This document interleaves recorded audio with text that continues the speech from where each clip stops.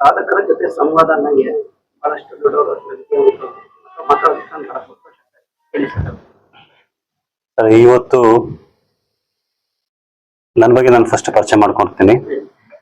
ನಾನು 2007-8 ಬೆಂಗಳೂರಿಗೆ ಬರ್ತೀನಿ.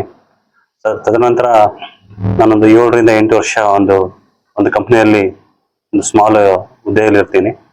ತದನಂತರ ಅಲ್ಲೇ ನನಗೆ ಪ್ರತಿಯೊಂದು ಕಡೆ ಪ್ರಮೋಷನ್ ಆಗ್ತಾ ನನಗೆ ಒಂದು ಫೈನಲಿ ಒಂದು BGM ಲೆವೆಲ್ ಪ್ರಾಜೆಕ್ಟ್ ಮಾಡ್ತೀನಿ. ತದನಂತರ ನಾನು 2017 ನಾನು ಅಲ್ಲಿಂದ ಬಿಟ್ಟು ನಾನು ಬಂದು ನನ್ನ ಒಂದು ಹೊಸ ಕಂಪ್ನಿ ನನ್ನ ಶುರು ಮಾಡ್ತೀನಿ. ಸೊ ಆವತ್ತಿಂದ ಶುರು ಮಾಡಿ ಇವತ್ತಿನವರೆಗೂ ನಮ್ಮ ಕಂಪ್ನಿ ಅದೊಂದು ಆಲ್ಮೋಸ್ಟ್ 7-8 ಇಯರ್ಸ್ ಇಂದ ಇದೆ.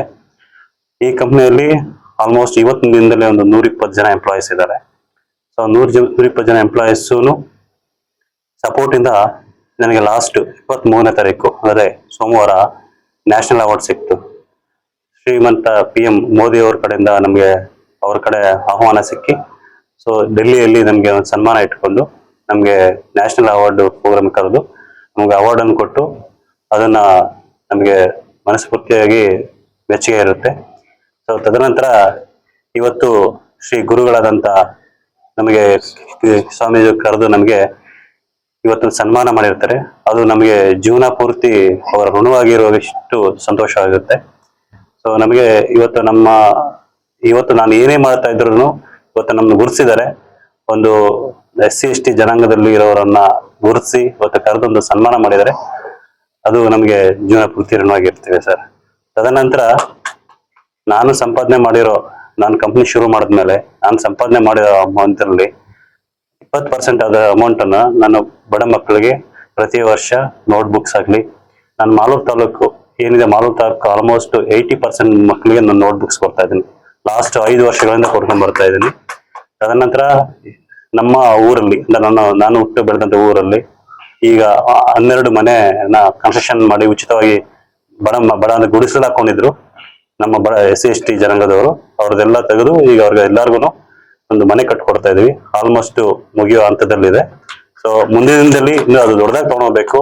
ನಾನು ಸಂಪಾದನೆ ಮಾಡಿದ್ರಲ್ಲಿ 20% ಸರ್ವಿಸ್ ಮಾಡ್ಬೇಕನ್ನೋದು ನನ್ಗೆ ತುಂಬಾ ಆಸೆ ಇದೆ. ಗುರುಗಳ ಆಶೀರ್ವಾದದಿಂದ ಮುಂದಿನ ದಿನದಲ್ಲಿ ಅದನ್ನ ಮಾಡ್ಕೊಂಡು ಹೋಗ್ತೀನಿ ಅಂತ ಮಾತಿಗೆ ಇಷ್ಟಪಡ್ತೀನಿ ಸರ್. ಇನ್ನೊಂದು ವಿಷಯ, ಯಾವುದೇ ಒಂದು ಕ್ಷೇತ್ರಕ್ಕೆ ಯುವ ಸಮುದಾಯ ಬಹಳ ಮುನ್ನೆಲೆಗೆ ಇದೆ. ಹೆಣ್ಮಕ್ಳಾಗ್ಲಿ ಗಂಡ್ಮಕ್ಳಾಗ್ಲಿ ಬಹಳ ಪ್ರೊಫೆಷನಲ್ ಆಗಿ ಬಹಳ ಮುಂದುವರಿತಾ ಇದ್ರೆ ಒಂದು ಯುವ ಸಮೂಹಕ್ಕೆ ತಾವೇನ್ ಹೇಳ್ತಾರೆ ಸರ್? ಸರ್, ಈಗ ಲೈಫಲ್ಲಿ ಯಾರಿಗೂ ಆಗೋದಿಲ್ಲ ಅಂತ ಯಾವ್ದು ಇಲ್ಲ ಸರ್. ಪ್ರತಿಯೊಬ್ಬರನ್ನು ಪ್ರತಿಫಲ ಯಾವತ್ತು ನನಗೆ ಮಾಡ್ತೀವಂತ ಮುಂದೆ ಬಂದ್ರೆ ನಾವು ಆ ಪ್ಲೇಸ್ಗೆ ಹೋಗ್ಲೇಬೇಕು ಅಂದ್ರೆ ಖಂಡಿತ ಹೋಗ್ತೀವಿ ಸರ್. ಅದ್ರ ಉದಾಹರಣೆ ನಾನೇ ಸರ್.